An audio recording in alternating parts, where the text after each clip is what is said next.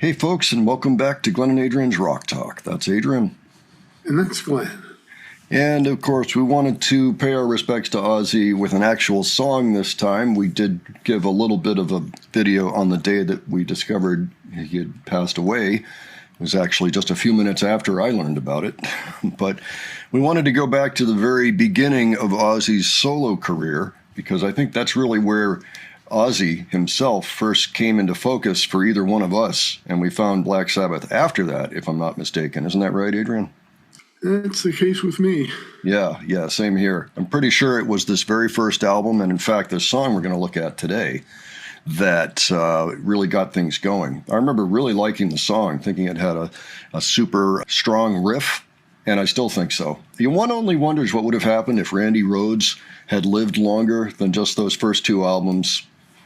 Because they seemed like a really good match, and they were making excellent music. Those first two albums are amazing. So anyway, this comes from Ozzy's very last gig. He actually opened for Black Sabbath with his own band. And in both cases, he played 4-song sets. So they didn't have him doing too much that day, because he was apparently not even on his pain meds, because he wanted to be lucid so he could do the concert. So he was probably in a lot of pain. Wow. Ended up raising $190 million for charities. That's amazing. Yeah. He seemed like quite a stand-up guy from every indication, like somebody good to know, funny, smarter than you might anticipate, just a really good person. Just don't tell anybody, because, he's supposed to be the Prince of Darkness and all that. But anyway, we're going to look at I Don't Know, which was his opening track on his last gig as a solo artist, and very first song on his very first solo album. Let's check it out. All right.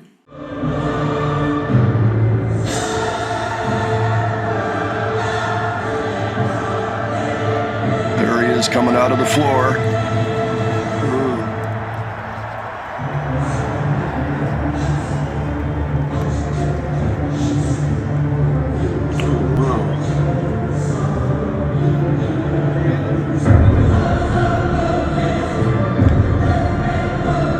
Carmina Burana by Orff. It's perfect for this. Yeah.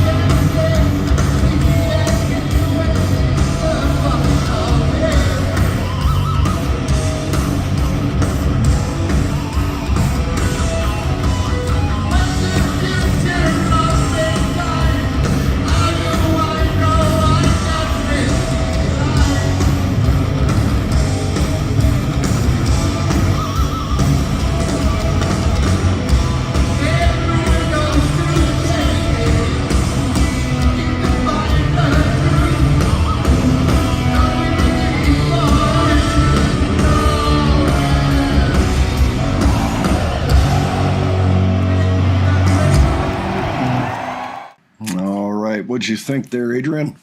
Let the madness begin. He still had the fire in him. It's awesome to see. Yeah, he still wanted to get up and do things. He just couldn't, Yeah. But yeah, it was really nice that this was able to happen at all. It's kind of a miracle. Yeah. It's awesome. They still put on a show for all the fans. And everything. I think he gave it his all to be able to do that. Yeah, I agree. It's pretty amazing. I'm so glad that it happened because he had a chance. I mean, it was kind of a love fest between him and the fans and him. Like fans got to say goodbye to him, figuring. I don't know if everybody understood just how sick he was. I mean, he's had Parkinson's for several years now. But I don't think that everybody was clued in that maybe it was going to happen this fast. It sounds like even Tony Iommi was caught a little off guard just from his statement. Yeah, it's just a wonderful thing that it happened, that it was able to work out the way that it did. Now, he was clearly having some issues up there, but nonetheless, it's just, I mean, you couldn't have had it any other way, It's kind of on his terms. And that's a wonderful thing because that doesn't happen very often when our heroes in music pass away, They don't often have that opportunity. So it's really nice to see that. So there's one other thing I want to show.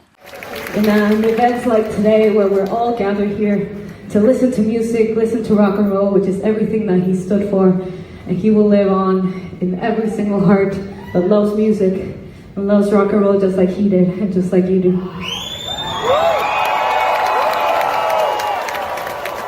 Thank you, everybody.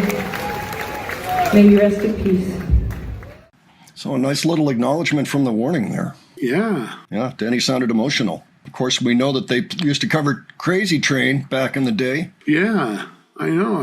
I was amazed by it, I remember. I was thinking, how the heck is she going to get through that solo in the middle of the song? And she did. She sure did. She didn't play it note for note, but she kind of did her own solo, and it sounded pretty darn good. Honestly, yeah, I thought so too. So very, very, very classy of her to do that, of the band to do that. I'm sure they all talked about it, So that's a wonderful thing. Yeah, it's sad to see him go. He is a true giant, and we've known about him since we were, yay high or whatever. I don't know. 1980.